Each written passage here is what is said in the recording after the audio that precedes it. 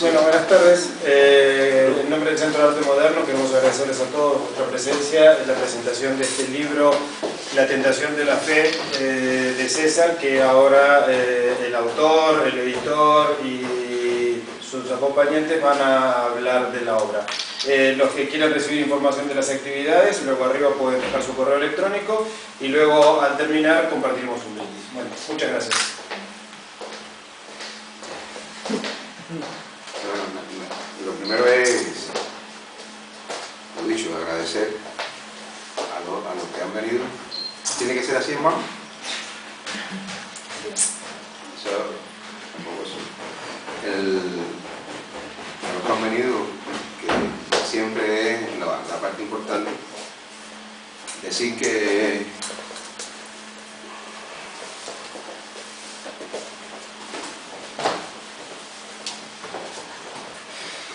tengo la fortuna de contar para nuestro modesto proyecto de la colección Atocha de Literatura Hispanoamericana con autores de diversas nacionalidades y sobre todo de darle la posibilidad y la voz, ¿no?, a escritores menos conocidos que sin embargo sí comienzan a tener una obra sólida, como es el caso de la novela que nos ocupa. Yo quería ser breve porque he invitado, profeso, desde hace un tiempo a una persona, como decía anteriormente, que piensa y que pueda analizar la obra. Yo soy un modesto editor, un intermediario entre el público, el lector y el autor en este caso, pero he invitado a Alexandra Quereques, espero que se pronuncie así, para que ella diga unas palabras que seguramente serán mucho más acertadas. No obstante, yo quería, primero que todo, y con el permiso del autor siempre, darle voz a un breve texto que escribió un amigo mucho más importante, o más conocido en este caso que yo, que se llama Amir Valle, y que él generosamente, una vez leída la novela, porque cuando me llegó yo me sorprendí, ¿no? Y dije, bueno, esto es una historia que nos toca, porque la novela, que yo no quiero entrar en el tema, toca los últimos años de nuestra historia, ¿no? Y de alguna manera muy singular hace un recorrido, y yo le decía, mira, a mí esto me sorprende mucho, me parece que está fuera de lo que a mí me llega, de las cosas que manejo, dime tú. Y él entonces pues acumuló una serie de ideas que yo luego me aproveché, con su permiso por supuesto, para colocarlas acá en la contraportada del libro. La tentación de la fe es un La tentación de la fe es un buceo curioso en la historia de Cuba, de ese periodo que algunos llamarían la Revolución. Y esa revisitación, además, se produce en un contrapunteo entre las dos orillas del siempre controvertido devenir histórico cubano. El toreador, médico, psiquiatra, emigrado a Canadá, hijo de padres que lucharon contra la dictadura de Fulgencio Batista, alejado de su familia y amigos enfermo de síndrome de Diógenes y delirios de torero, y después provoca un accidente de tráfico en una de sus alucinaciones y es internado en un hospital. Ese accidente y la visita de un amigo desatan una riada de confesiones y rememoraciones de momentos esenciales, definitorios para la vida de todos los cubanos. César Álvarez Bernal propone así, a partir de la experiencia de vida de este personaje, una reconstrucción analítica y memoriosa de la conmoción humana y social que significó para el cubano de a pie la epopeya épica de los últimos 60 años, y propone un acercamiento inquisitivo a esos hechos como lo haría Bertolt Brecht, a través de un alejamiento que permita atrapar alguna arista de la verdad escondida tras esos hechos para, como hace el toreador, poder revivirla luego críticamente desde la intimidad de la memoria. Solo mediante esa perspectiva podrá responderse las preguntas que cruzan toda esta novela. ¿Es la locura del toreador una enfermedad, una vía de escape al dolor de la frustración, o ambas cosas? ¿Hasta dónde los sucesos históricos que aquí se narran son culpables de esa frustración? Novela singular esta, sin dudas, libre de artificio, pero con la virtud de hacer pensar. Entonces, como decía, yo creo que básicamente, de una manera muy inteligente, decía un sabio que la poesía era poder de síntesis y sugerencia. Bueno, pues aquí yo creo que está bien resumido.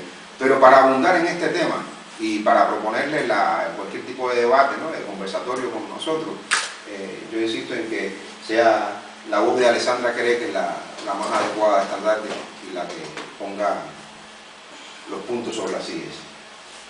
Gracias. Bueno, ante todo, muchas gracias. Gracias a Santiago por haberme invitado, por haberme dado esta oportunidad. Y bueno, yo, como mi formación es filológica, he escrito muchas páginas que no voy a leer porque sería demasiado, pero lo que sí me parece oportuno es ahondar en algunos de los fragmentos que ustedes seguramente reconocerán de manera rápida, porque se trata de, desde mi punto de vista, algunos de los pasajes fundamentales de esta obra. Como bien ha dicho Santiago, la obra comienza con la descripción de un señor ya de avanzada edad que vive en París, que me gusta, por ejemplo, la repetición de... En Montreal. Perdón. Sí. Habla francés, pero... Entonces, que constantemente está rememorando ese pasado del que no logra huir porque es el que lo ha construido, el que lo conforma, y que además tiene una serie de alucinaciones, diríamos incluso quijotescas, pero en ese buen sentido en el que Don Quijote realmente en esas fantasías es como mejor se libera, ¿no? Por ejemplo, el ensayista Luis Rosales habla de Don Quijote como un perpetuo adolescente, ¿no? Porque los adolescentes, ¿qué es lo que ocurre en esa etapa fundamental de la vida? En que efectivamente aparece el dolor, aparece la frustración, pero hay una constante utopía que es precisamente la que nos hace seguir adelante. En este caso, por ejemplo, también podría ser nuestro protagonista, desde mi punto de vista, reitero, cada interpretación puede variar, es un Quijote porque considero que esa búsqueda, ¿no?, de la personalidad, de la vida de uno, del sentido de la vida, no puede venir separada de nuestro pasado. Qué mejor pasado, ¿no?, que revolver sobre ese tipo de temas, volver sobre ellos y, sobre todo, a modo de confesiones, de recuerdos que además tienen una línea muy marcada, por ejemplo, por su pasado como médico, ¿no?, porque constantemente hay, a lo largo de todos los capítulos, no todos, casi todos, la rememoración del parto de María con sus dos gemelos, uno que sobrevive, otro que acaba falleciendo, ¿no? Que no les he roto nada, porque lo importante de esa supervivencia y de esa muerte es realmente lo que ocurre también, ¿no?, en la piel de un exiliado que tiene que reconstruir una vida, tienen que dejar el pasado atrás, pero siguen siendo esos pilares, ¿no?, del pasado los que yo creo que a este protagonista siguen removiéndolo, ¿no? Entonces, les he traído, ya que Eduardo Galeano ha muerto hace nada, les he traído un pasaje que me interesa bastante, a colación también de la novela, que dice lo siguiente, dice: la división internacional del trabajo consiste en que unos países se especializan en ganar y otros en perder. Nuestra comarca del mundo, que hoy llamamos América Latina, fue precoz. Se especializó en perder desde los remotos tiempos en que los europeos del Renacimiento se abalanzaron a través del mar y le hundieron los dientes en la garganta. Pasaron los siglos y América Latina perfeccionó sus funciones. Este ya no es el reino de las maravillas, donde la realidad derrota a la fábula y la imaginación era humillada por los trofeos de la conquista, los yacimientos de oro y las montañas de plata. Pero la región sigue trabajando de sirvienta, continúa existiendo al servicio de las necesidades ajenas, como fuente de reservas de petróleo y de hierro, el cobre, la carne, las frutas, el café, las materias primas y los alimentos, con destino a los países ricos, que ganan consumiéndolos mucho más de lo que América Latina gana produciéndolos. Son mucho más altos los impuestos que cobran los compradores que los precios que reciben los vendedores. Y al fin y al cabo, como declaró en julio de 1968 Covey Oliver, coordinador de la Alianza para el Progreso, hablar de precios justos en la actualidad es un concepto medieval. Estamos en plena época de la libre comercialización. Cuanta más libertad se otorga a los negocios, más cárceles se hace necesario construir para quienes padecen los negocios. Entonces, continúa Galeano reflexionando en esta misma línea, yo creo que también explica muchas de las reflexiones de nuestro protagonista, ¿no? Porque al final sigue diciendo: nuestros sistemas de inquisidores y verdugos no solo funcionan para el mercado externo dominante, proporcionan también caudalosos manantiales de ganancias que fluyen de los empréstitos y las inversiones extranjeras en los mercados internos dominados. Se ha oído hablar de concesiones hechas por América Latina al capital extranjero, pero no de las concesiones hechas por los Estados Unidos al capital de otros países. Es que nosotros no damos concesiones, advertía ya por 1913 el presidente norteamericano Woodrow Wilson. Él estaba seguro: un país, decía, es poseído y dominado por el capital que en él se haya invertido. Y tenía razón. Por el camino hasta perdimos el derecho de llamarnos americanos, aunque los haitianos y los cubanos ya habían asomado a la historia como pueblos nuevos un siglo antes que los peregrinos del Mayflower se establecieran en las costas de Plymouth. Ahora América es para el mundo nada más que los Estados Unidos. Nosotros habitamos a lo sumo una subamérica, una América de segunda clase, de nebulosa identificación. Es América Latina la región de las venas abiertas. Desde el descubrimiento hasta nuestros días, todo se ha transmutado siempre en capital europeo o más tarde norteamericano, y como tal se ha acumulado y se acumula en los lejanos centros de poder. Todo, la tierra, sus frutos y sus profundidades ricas en minerales, los hombres y su capacidad de trabajo y de consumo, los recursos naturales y los recursos humanos. El modo de producción y la estructura de clases de cada lugar han sido sucesivamente determinados desde fuera por su incorporación al engranaje universal del capitalismo.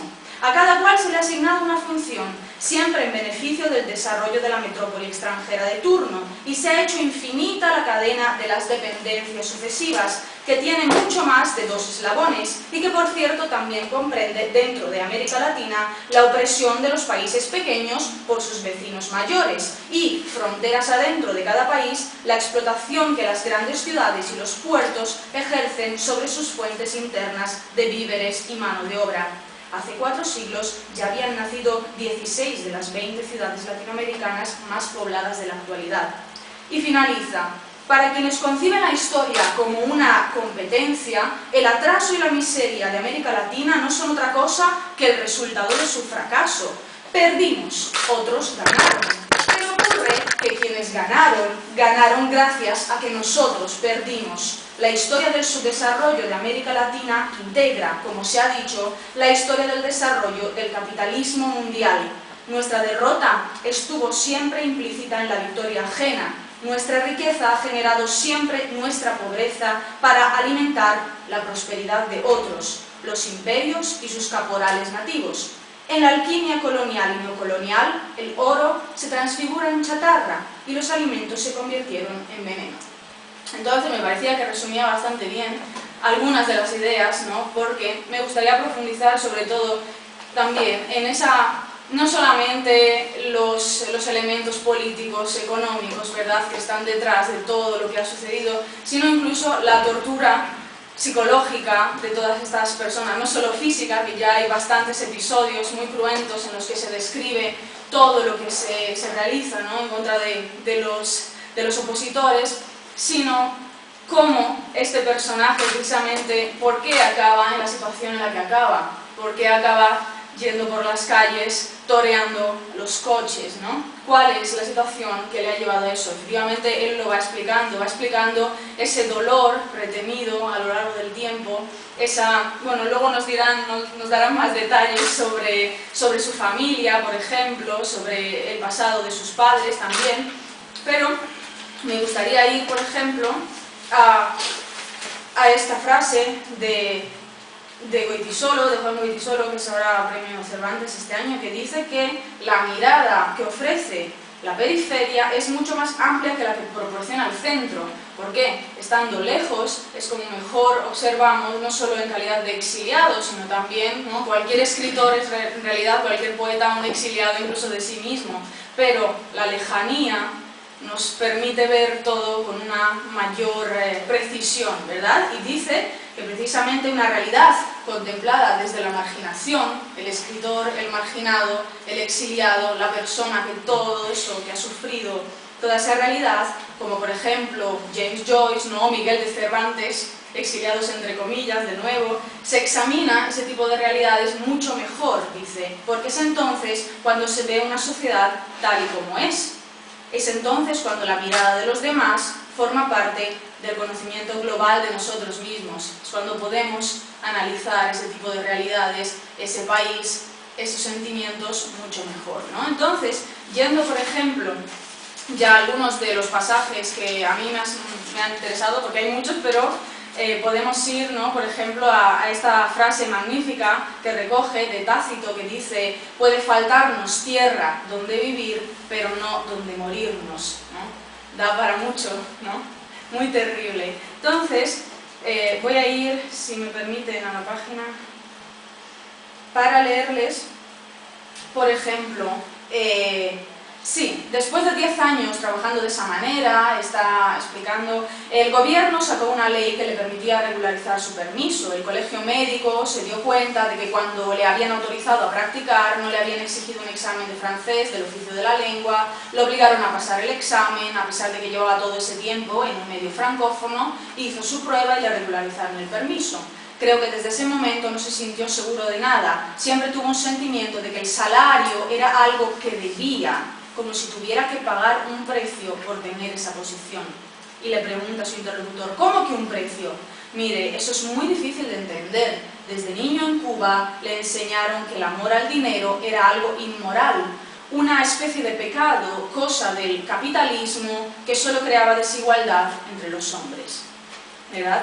Como la ideología pesa tanto al final en la vida de este señor, ¿no? Que se sienten incluso mal por ese tipo de cosas. Obviamente después los pasajes en referencia a la homosexualidad, a cómo arremetían contra los homosexuales, el tipo de castigos que les infligían, son también terribles, ¿no? Otro pasaje interesante es en el que dice: papá no quería que oyéramos hablar bien de Dios, ¿no? Y hay un personaje al que se le escapa de vez en cuando: gracias a...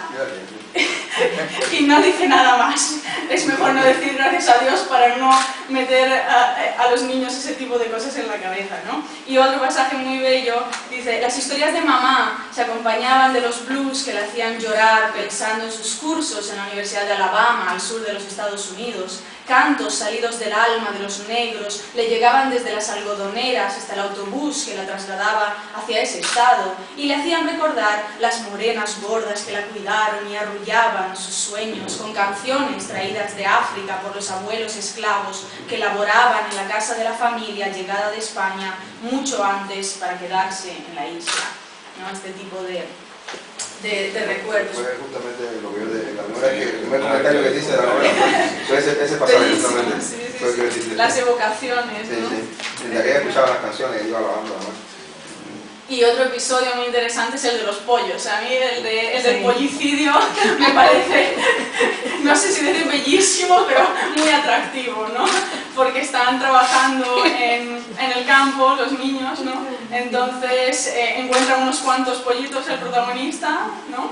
Sí, y unos cuantos huevitos y dice: vamos a experimentar. Entonces va abriendo la cáscara, va examinándolos, analiza todo tipo de...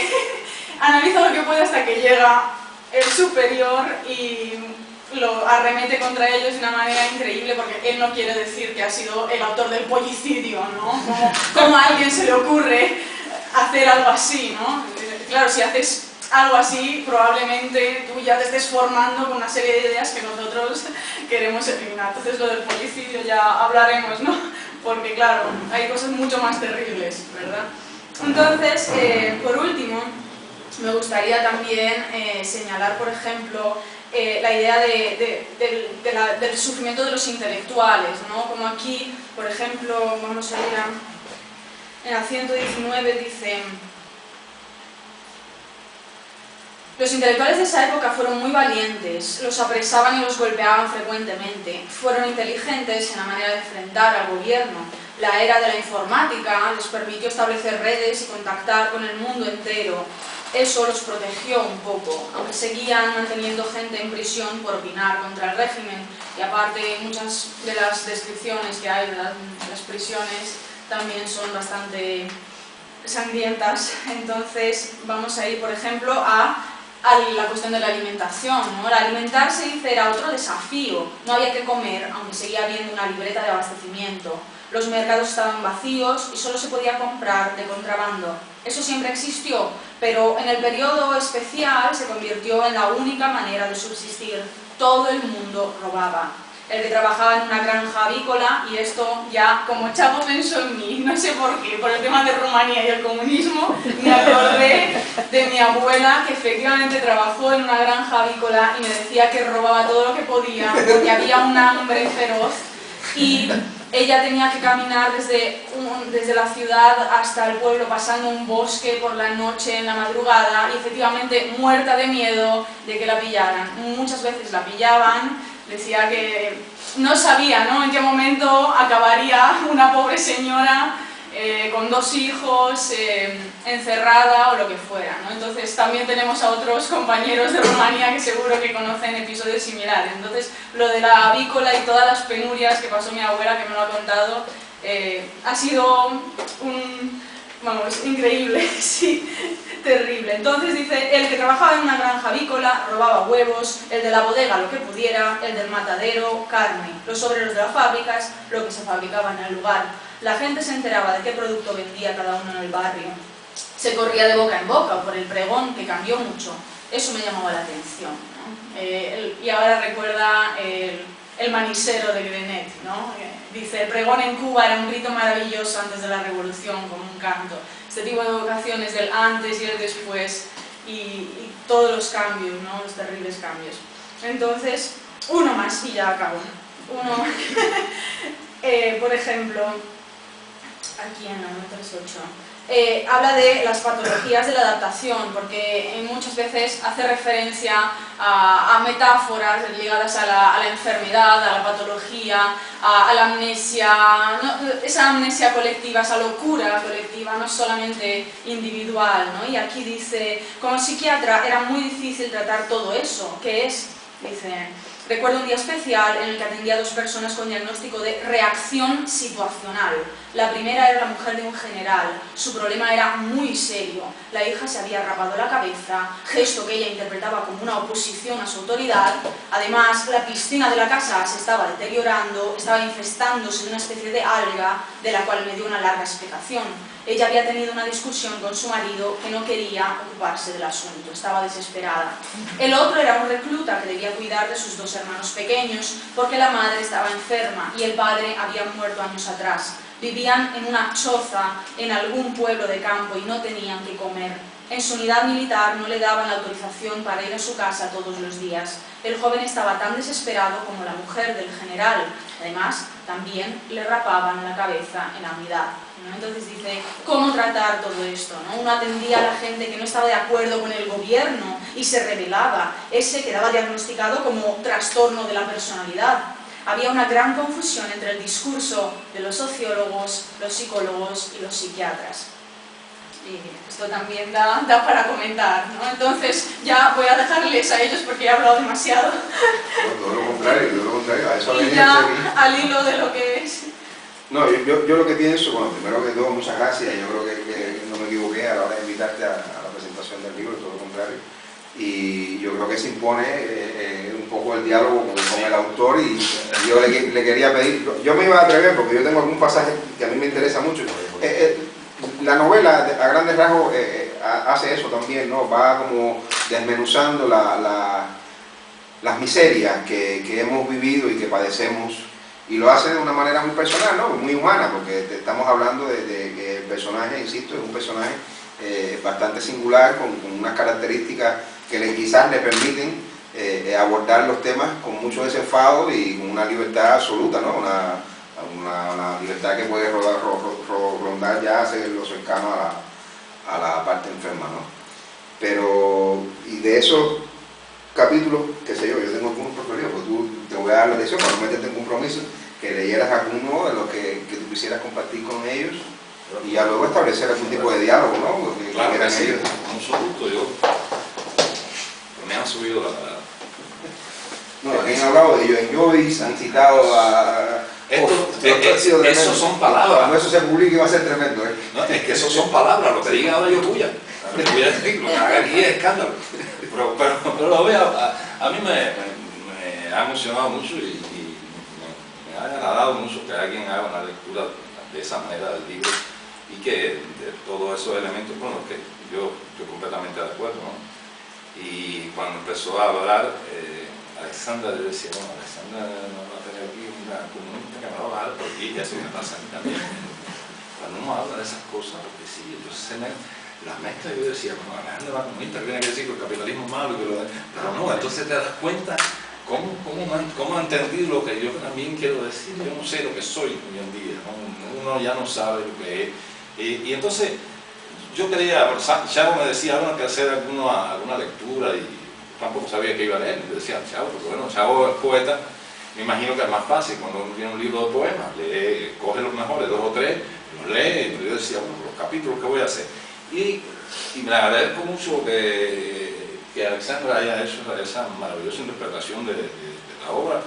Primero quiero agradecerle mucho que estén aquí.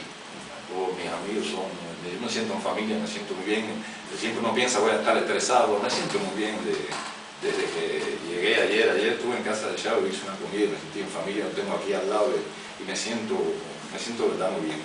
Y les voy a decir, le agradezco también a Javier Gazapo, el pintor que me hizo el honor de poner su obra en el libro, y eso se lo agradezco mucho. Mucha gente pregunta por qué hay dos carátulas y yo quería aclarar eso. Chavo lo que me decía, no, pero no te gustó la primera. Y yo, entonces hicimos la otra y le decía, no, mira, a mí me encanta la obra y se lo agradezco tanto. Y yo, solo que esta foto que yo le había mandado a Chavo era también un homenaje que hacía yo a mi padre y a ciertas cosas que haría. Y bueno, pues Chavo resolvió eso y me dijo, bueno, hacemos la mitad con uno y la mitad con el otro. Y a mí me ha encantado la idea, me parece muy bien que tengamos entonces las dos portadas. Le agradezco mucho y ha puesto aquí el personaje central de este libro, que es yo mismo, de aquí a algunos años, cualquiera de nosotros que se ha vuelto loco, porque es muy difícil mantenerse así sano después de lo que hemos pasado, ¿no? de lo que hemos pasado y andar por el mundo entero. Entonces, este historiador que va por las calles de Montiel con todo su soliloquio, diciendo cosas que solo él trata de entender y que ni siquiera él mismo comprende. Yo les voy a decir algo, entre los eventos, como bien tú mencionabas, entre la lista de los 10 primeros eventos psicotraumatizantes que están en el hombre, marcado que la psiquiatría tratamos. Bueno, yo, ustedes saben, soy médico, soy psiquiatra hace 30 años que me ocupo de tratar gente así, con este tipo de problemas. Pero entre los primeros 10 eventos traumatizantes más grandes que tiene el ser humano está la migración, muy cerca de perder un hijo a ese nivel, ahí, como un fenómeno muy duro, muy difícil, del que hay que saber hacer un duelo muy grande. Otros eventos importantes, también todos los cambios en los países, las crisis socioeconómicas, las crisis políticas, las dictaduras y todas esas situaciones de las que el hombre vive y sufre, que hablo muy bien ahí cuando hacía tu resumen. Y yo fui psiquiatra en Cuba en ese tiempo, con ese tipo de conflictos, con ese tipo de problemas, cambios sociales, crisis sociales, sociopolíticas, económicas, dictadura, y vivimos todo eso. Y allí tuve que tratar a mucha gente que sufría de aquello. Y después tengo la doble condición de que soy entonces psiquiatra e inmigrante, y también me tuve que estudiar mucho la migración, por qué afectaba tanto. Entonces tenía muchas necesidades de escribir todo esto, ¿no? Yo decía, bueno, hago un trabajo científico como un psiquiatra que hace un estudio, pero hay tantos textos de esa manera tan docta de decir, de explicar el sufrimiento, los trastornos psicosociales que se producen, y los textos por los que estudiamos nosotros, y son muy difíciles, y no los entiendo, a veces yo mismo, ¿para qué estudiar mucho? Para los sociólogos vienen tratados también de ese tipo de problemas. Entonces, bueno, voy a novelarlo, y de manera que así llegue a la gente, ¿no? Y sentía esa necesidad. La primera necesidad que sentí era una deuda conmigo mismo, con la catarsis que todo uno tiene que hacer. Esa catarsis, ese sentimiento de necesidad de decir que viví, es que tengo culpa, es que tengo miedo, es que tengo pena, es que tengo, como hacemos todos a todos los días, ¿no? Y la otra cosa que como inmigrante, aquí hay muchos cubanos, hay españoles también, y me alegro mucho que estemos juntos, porque cuando uno llega a otro lugar y te dice, bueno, yo soy de Cuba, ¿sí? Cuba, y ahí empieza, Cuba es un gran interrogante, entonces te preguntan tantas cosas en un minuto. Bueno, en Cuba, ¿cómo es eso? Fidel Castro, la salud y la educación gratis, y ustedes son un pueblo muy instruido, y siempre, y Cuba es único, ¿por qué tanta gente se fue? Y yo siempre, cuando me preguntan, pienso, ¿cuánto tiempo tiene este señor para oír mi respuesta? ¿No? ¿Qué le digo? Porque al lado aquí en el pasillo, usted me pregunta por Cuba, y yo le tengo que responder, no puedo decir, sí, Fidel Castro, sí, eso es difícil, uno no sabe qué explicar. Y tenía esa necesidad de decir, bueno, ¿cómo explicarle a toda esta gente que no comprende? Tenía una gran necesidad, la más importante de todas, que tengo 2 hijos. Tengo una hija que vive en Cuba, y tengo otro que nació en Montreal, en Canadá, en Quebec, donde vivo hoy en día. Y tenía que explicarles a él, a mi hijo, cuando decía que era mitad cubano, mitad canadiense, entonces decían, bueno, y eso, Cuba, entonces volvían los niños a la escuela, los amigos, los padres, los amigos, le preguntaban, sí, y entonces venía papá, y eso me dicen que, porque yo no entiendo tampoco, y bueno, y mi abuelo, que era un guerrillero, que nos luchó con Fidel Castro, con Che Guevara, y tú te fuiste de allí, y entonces, ¿y por qué? Y él preguntaba muchas cosas mismo. La niña también, pero bueno, la niña, aunque conoce muchas cosas de Cuba, es de otra generación. Nosotros fuimos de la generación, casi todos los que estamos aquí, una generación muy interesante que nació exactamente después de la Revolución. Y yo tenía que explicarlo, le digo, mira a mi hijo, ¿qué pasó? Yo no lo sé yo mismo si me pongo a creer que nadie puede tener la razón absoluta. Yo puedo contarlo desde mis circunstancias. Y entonces aproveché y puse en la boca de este personaje, de este toreador. Fíjense que digo siempre toreador, porque así se llama el personaje, porque ellos le llaman así, ellos no dicen torero. Por eso lo dicen. En francés se dice toreador. Se dice toreador, efectivamente. La ópera Carmen. Por eso lo dicen, por eso ellos lo dicen. Por eso lo dicen. Me encanta toreador, efectivamente. Y por eso me decían, porque yo mismo pregunté, me dicen, porque dicen así, toreador. Y entonces yo le puse en la boca de este historiador una carta que él... Hay un personaje importante también, que además está Fuentes también, que es un personaje que tiene una psicología ahí. Sí, Fuentes, el amigo que viene a visitarlo, que habla. Fuentes es un amigo real que existe, que también es verdad, se llama Fuentes. Se traslucen cuando los personajes son de verdad, o donde hay una absolutamente, y este Fuentes sí es un amigo que es de la generación que nos siguió después, tiene 10 o 12 años menos que nosotros, y siempre va a estar interesado en qué pasó con nosotros, porque era diferente, ya esa generación, 10 años después ya diferente. Yo creo que la revolución se hizo todas las generaciones, muchas, hasta ahora. Yo decía siempre que fue como una carrera de relevo, debía ser así, debía haber sido la carrera de relevo, donde esa generación que hace la revolución se empieza la carrera, y cuando nos da el batón que nos tocaba a nosotros, se quedó enganchado. Y nosotros agarramos el batón y ellos seguían con el batón en la mano y nosotros ahí.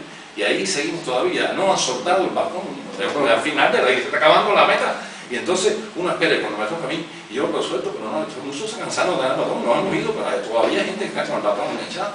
Y yo pensé un día, bueno, pero cuando me vire a esta generación de Fuentes, a esta generación de muchos otros amigos, Mavi y todos los amigos que son 10, 12 años atrás de nosotros, ya había nadie interesado en el batón. Y si nos veníamos para atrás, yo, ¿a quién me doy el batón?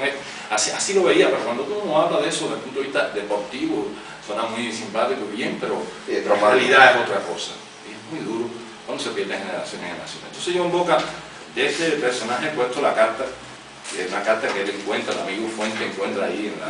De hecho, este no es ni siquiera la novela de César, sino un texto que encuentran, sí, que es importante decirlo, es un texto que se encuentran que justamente se ve dentro de las páginas Es una carta que es un testimonio que él le deja a sus hijos, además, a la gente. Efectivamente, porque cuando el viejo está en el hospital, ingresado, y el amigo va al apartamento, el viejo sufre un síndrome de Diógenes, saben ustedes, esa gente que acumula cosas en las casas, y muchas cosas tienen su significación, y entre otras estaba lleno todos los papeles de que eran los manuscritos de esa novela que nunca lo publica. No había conocido a Chavo todavía. Y entonces resulta que el amigo empieza a leer y encuentra esa carta, y yo pienso que era lo mejor que podía leerle, y después bueno, hablamos y nos preguntamos todo, y muchos de los que vivimos aquí somos de generación cubana y españoles que no entienden también esas cosas. El primer comunista que tenemos aquí, tenemos a un gran comunista, el luchador, que es mi amigo Emiliano, pero bueno, la carta se llama Bajo el bostezo de Dios. Yo me voy a permitir leérsela. Dice: hijo del alma mía, hoy supieron que eran hermanos. ¿Cómo aceptar no haberlos sabido antes? No verlos crecer juntos. Están lejos uno del otro y será difícil que puedan unirse. Vivo también separado de mis hermanos. ¿Cómo entender a este padre que partió un día de donde nació al norte que le habían enseñado a odiar, a un país blanco sin fin, de donde no será nunca, sin querer regresar allá a donde ya no pertenece, convencido a la mitad de su vida que no es de ningún lugar? ¿Qué puedo yo decirle de mis temores, de mis culpas? ¿Cómo poder enseñarles a amarse de lejos después de tantos años y sin hablar la misma lengua? No pido que me perdonen, quiero solo contarles mi época, que ha sido más que un instante. Me llegan las noches de invierno disfrazada de pena, como enorme y regordeta bruja. Confundido oigo sus carcajadas, sus gritos. Sentado en la cama le sonrío, no le temo, evoco. Ella se revuelca de rabia, me susurra veneno de pasado. Le lanzo recuerdos como ladrillos. Retorciéndose intenta matarme. Agotada de mi insomnio se pone a llorar. La beso dulcemente, se muestra como quiero verla, con velo de nostalgia. Entonces le hago el amor. Oirán siempre hablar de una Cuba que nadie entiende, que todo el mundo quiere imaginar, de la que debemos contar todos, vencedores con orgullo, vencidos con odio, desterrados con vergüenza o sin ella, catárticos escritores de impecable prosa, y los que la vivieron de manera diferente desde sus circunstancias, como describirla si no. En estos momentos, la nación sigue en sombra. Cuando todo el mundo habla de una luz de democracia, mientras se encarcelan hombres de la palabra solo por decir sus verdades, pensamientos que hieren al dictador poderoso. He asistido a la disputa entre poetas de mi infancia bajo el bostezo de Dios. Mi país, que primero amé, luego odié y ahora no sé recordar, padece. Hoy todavía oí los gritos, vi imágenes pasar, se repetían unas y otras, me desgarraban unas y otras, yo las vi, Dios lo sabe. Dios sabe que las siento, ahí están. Hay una mujer, primero una mujer sufriendo, luego un hombre y un duelo. De pronto una multitud gritando, golpeando, riendo, ardiendo en plena masacre, sedientos de recompensa. No puedo apagar los gritos porque salieron de mí también años atrás. Ahí están, lentos, altos, muy altos, cada vez más lentos. Ping pong fuera, ahí están, ping pong fuera. No puedo saber de dónde vengo, ni tener la seguridad hacia dónde voy. ¿Qué puedo legarles que no sea lo que viví desde mis circunstancias? Yo, vencedor y vencido, desterrado con vergüenza sin ella, catártico de mala prosa, que vivió su tiempo como lo sintió. Hacen los grandes hombres su biografía, héroes con pequeños errores como humanos al fin, o como dioses sin tachas. Publican sus memorias los que tienen algo importante que contarle al mundo, los que han vivido la miseria, la tortura, el hambre. Nada tengo que ofrecer, ni preguntar puedo. Solo les escribo sin comprender mi verdad porque la debo. Sé de ustedes, de sus sonrisas, sus corazones enormes, tiernos. Sé de sus sueños, los míos, los misterios, los cuentos y las canciones que puse bajo sus almohadas durante estos años. Sé cosas de la nostalgia, del alma y de la locura que no sabré. Sé de sus recuerdos como sé del mar. Sé de lo profano como sé de Dios, de la excomunión, del pecado, de los rencores y del miedo como no sé del amor. Marché un día a una guerra, sin ser soldado, a seguir los pasos de un bisabuelo mambí, de un padre guerrillero, porque lo importante era jugar con la muerte. En esa saga éramos David, el hombre nuevo. Vivir viví simplemente en una generación dispersa, sin camino, que creció creyendo como toda ser la elegida y fue por el mundo pidiendo prestadas las patrias de otros, como sobreviviente de un siniestro que solo parte cargado con escombros de sueño. Vivan con todo el derecho a la libertad y al amor. Yo, con recuerdo que les cuento hoy, desde una noche en un rincón de nuestra América, que como mi infancia fue algo más que el olor a tabaco y al naranja, que como mi tiempo, más que un instante, una eternidad oscura, un lugar remoto, sin sombra, sin luz al amanecer. Yo creo que esta carta resume bien lo que va a venir después. Va a venir después que hacía Alexander todo este resumen. Y capítulo tras capítulo yo, bueno, iba entre esa noche que hablo de Nicaragua, esa noche que hablaba donde tenía que salvar a dos mujeres que había hecho dos partos esa noche, que fue muy dura como ser humano, me marcó mucho como hombre, como médico, y tenía esta mujer que no recordaba cómo se llamaba, y evidentemente le puse María por la razón que tenía que ser. Y esta mujer, tenía yo que salvar a estas dos señoras en pleno de tormenta, sin nada en qué mandarlas a la capital. Me preguntaba muchas cosas allí. Esa noche para mí fue horrible, y ya les digo, me hizo crecer, y ahí iba yo a mi infancia, me preguntaba, y ahí es lo que trato de hacer en el libro, de ir haciendo esa retrospectiva precisamente para utilizarlo como hilo conductor. Yo les voy a decir, a pesar de todo lo que pasó, de todo lo que hemos pasado por estos años, y de ver como ayer hablamos en casa de Chavo, había gente muy interesante, estaba Antonio, Víctor, amigos que hablaban cosas, dos señores mayores ya que han vivido. Antonio me hablaba y encontré eso muy curioso, porque los cubanos siempre, los cubanos siempre hablamos todavía salieron en ese momento, de los jeans, simplemente el hecho de los jeans que estuvieran prohibidos. Pero yo pensé que eso es una cosa que nada más que había en Cuba, el interés de los jeans, pero el interés de los jeans no me decía Antonio, me decía, no, eran unos vaqueros para nosotros, la tremenda, pero bueno, entonces estaba la época tremenda, no, la guerra después, eso fue en los años 60, no sé cuándo, 70, no sé, Antonio me parece, pero me contaba Antonio de su época de la guerra civil, que muchos no se enteraban de lo que pasaba y después fueron viendo todo. Y es muy duro para todos los pueblos. Lo he vivido en España, lo he vivido en Cuba. No es hay un programa que se llama Español por el Mundo, ¿no? Es muy interesante, pero eso no es la cara de una migración. Cada migración es otra. Aun cuando sea voluntaria, aun cuando sea deseada, hay siempre también riqueza y cosas.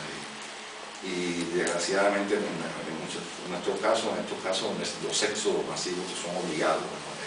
Si hay algo que se ha caracterizado, todo lo contrario, pues sí me gustaría que se ha caracterizado lo que hemos vivido, ¿no? Los últimos 50 años en nuestro país, yo creo que aquí se queda claro. O sea, que hay una persona que tiene, además de cualquier situación personal, psicopática o lo que sea, o sea, cualquier trastorno mental que pudiera tener, además de eso, hay una gravísima situación familiar. Y eso emparenta ya no solo con una historia, o sea, quiero decir que esto no es una historia singular, en el sentido de que esto es muy abundante, o sea, tenemos graves problemas de familia, y yo creo que si algún tema, o sea, si algún punto de inflexión, ¿no?, de importante tiene la novela, es como tú vas observando, porque él decía, no, es un personaje que tiene determinadas características, sí, pero que ha llegado ahí por alguna razón. O sea, ¿cuáles son las razones y los motivos que ha llegado a esta persona, que también ella decía al principio, ¿no?, y cosas así como ese testimonio, ¿no?, de un dolor inmenso, porque estamos hablando de la separación de sus hijos, por ejemplo. Que ya no hay un sustento ideológico que pueda salvar ese tipo de situaciones. No existe. No existe, y nosotros, sin embargo, lo hemos vivido como algo prolongado y casi ya, bueno, no tan natural, pero sí prolongado. Sí, y si tú me permites, habíamos vivido tú y yo lo mismo, y yo lo subrayé, fue muy interesante y lo viví. Cuando hablaba de la separación de los hijos, les voy a decir esto, aunque es algo personal que usted quería, bueno, hablar un poco de la familia. Le voy a decir, mi padre fue un hombre excepcional, que yo respeto y admiro mucho, que fue un comunista, luchó con Fidel Castro, con Che Guevara, era un hombre, un guerrero, y un hombre muy honesto, nunca vivió de esa gobierno, fue un hombre muy austero, se fueron alejando ahí, se fue quedando en una esquinita ahí, pero siempre muy revolucionario. ¿Y qué podía entender que los 3 hijos se me fueron? Fue primero mi hermana, se fue después, me fui yo y después mi hermano. Y el pobre, el viejo, que tenía que haber pasado, yo le decía, bueno, ¿qué pasará en su cabeza? Los hijos se fueron. Los hijos habíamos estado implicados en esa revolución, porque lo estuvimos, y lo estuviera yo de nuevo si hubiera nacido, que hubiera tenido ese referente, cuando uno creía en esas ideas, bueno, pues sí, hay otros que no lo tuvieron y nosotros sí, y yo creo que si vuelvan a hacer, me voy a ir a Nicaragua, vuelvo a vivir y a dar lo que tengo que dar por la gente, por el pobre, y las ideas estas que son humanas, es un humanismo lo que tenemos todos. Yo no sé si yo soy comunista, no sé lo que soy, yo sé simplemente que soy un humanista y lo seguiré siendo siempre. Y le decía a mi padre, a pesar de eso, mi padre murió recientemente el 31 de diciembre y pidió que lo vistieran con su uniforme de militar. Y allí murió solo, porque los 3 hermanos estaban fuera. Mi hermano, yo había ido a ver a mi hermano a Houston ese día, supimos una noticia de la mañana, lo enterraban a las 3 de la tarde, mi hermano estaba aquí en España, entonces, bueno, el viejo murió solo, ya nos habíamos ido todos, pasó todo su tiempo, al final de su vida, solo pues sus hijos se fueron, evidentemente, para alejarse de esta revolución que él había hecho y que nosotros habíamos participado. Y él pidió que lo vistieran con su uniforme de campaña. Yo quiero que me entierren con mi uniforme de campaña, pusieron su bandera, la capitán de ejército rebelde, y ahí lo enterraron y yo siempre pensé, eso se respeta mucho. ¿Qué hizo a esa generación anterior a nosotros? No poder nunca alejarse de eso.